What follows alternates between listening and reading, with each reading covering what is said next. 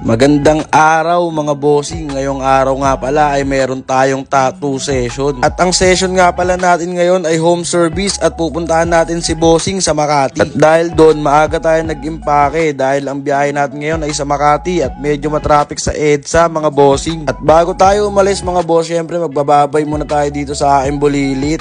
At pagtapos nun, hakutan na ng gamit mga bossing kasi baka mamaya hakutin pa to ng iba. Pagtapos natin maglagay ng mga gamit natin sa kotse mga bossing, raratratin na agad natin to papunta ng Makati. At syempre habang nasa biyahe tayo mga bossing, ito na magpapaulan na tayo ng mga bars de Hail Mary at Shanty Dope. Syempre palagi naman yan mga boss, hindi mawawala yan sa bawat lakad natin at mga session. At pagtapos ng isang oras na biyahe nga mga bossing, ayan, nasa Makati na tayo banda at papasok na tayo sa condo nila bossing. At syempre pagpasok agad natin mga boss, nag-setup na agad tayo ng gamit natin, wala na tayong sinayang na oras. Pagtapos ko nga pala mag-setup dyan mga boss, kumain muna kami dyan kaso di ko na nasama sa video yung mga yon. At dito na nga pala magsisimula yung lahat mga boss. Na-print na natin yung pyesa na gagawin natin kay boss at yan ay half sleeve. Pupunuin natin yung half sleeve niya para maging wrap around. Sa mga punto na yan mga bossing, masaya kami nagkwentuhan ni boss. Siniisip namin kung paano namin gagawin to at paano namin papatakbuhin yung session namin na to. Yan na nga yung inalabasan ng stencil natin mga boss. Pagtapos nyan, ano pa nga bang gagawin? Syempre magtitimpla na tayo ng ink para masimulan na ang dapat masimulan mga bossing. At ang unang kartada, syempre time-lapse muna mga boss para hindi naman masyadong mahaba yung video yung gagawin natin. Siya nga pala mga boss, yung oras na yan naisip ko na sana medyo nagpalit ako ng konti ng alis dahil dumating na nga pala yung holder natin ng cellphone. At yung holder natin ng cellphone na yun mga boss ay magagamit sana natin sa mga home service natin para makakuha tayo ng magagandang angulo habang nagtatato tayo. Pero nandyan na, syempre wala naman na tayong magagawa, sa susunod na lang ulit o di kaya sa studio na lang natin. At maiba tayo mga boss, ang ating bossing pala ngayon na tinatatuan natin ay isang seaman. At nasa barko pa lang si bossing ay magkausap na kami at nakapag-book na siya ng schedule. At ayun nga, nabanggit sa akin ni boss na ang gusto niya daw na pyesa ay ito, geisha at merong samurai na warrior sa ibabaw. Bali yung design na yan mga boss, nakuha ko lang yan sa Pinterest pero pinagdikit-dikit ko na lang para medyo maiba naman ang pwesto. Tapos pagdating naman sa background mga boss, ayan naman yung piniprihan ko. Pero ngayon mga boss, iba na yung ginagawa ko. Bali nagpiprihan na ako doon na mismo sa iPad ko para diretso print na din. Medyo mahaba na mga boss. Pagtapos ng ilang oras namin na session ni bossing, eto na yung inalabasan ng piyesang nagawa natin ngayon. Bali itong session pala namin mga boss ay dalawang half sleeve nga pala ang gagawin ko dito at yung isa naman ay di ko na nasama sa video dahil masyado lang mahaba. Dahil nga sa TikTok lang ako nag-i-edit mga boss, hanggang 35 lang yung clip na kasya dito at bawal nang ma-extend pa yon. Pagkatapos nga naman ng isang mahabang araw na naman na trabaho mga boss, eto uuwi na ako. At kahit anong pagod ko mga boss, syempre excited na excited ako umuwi dahil makikita ko yung taong kayang magpawala ng pagod ko sa maghapon. Maraming salamat sa panonood mga boss. I love you all!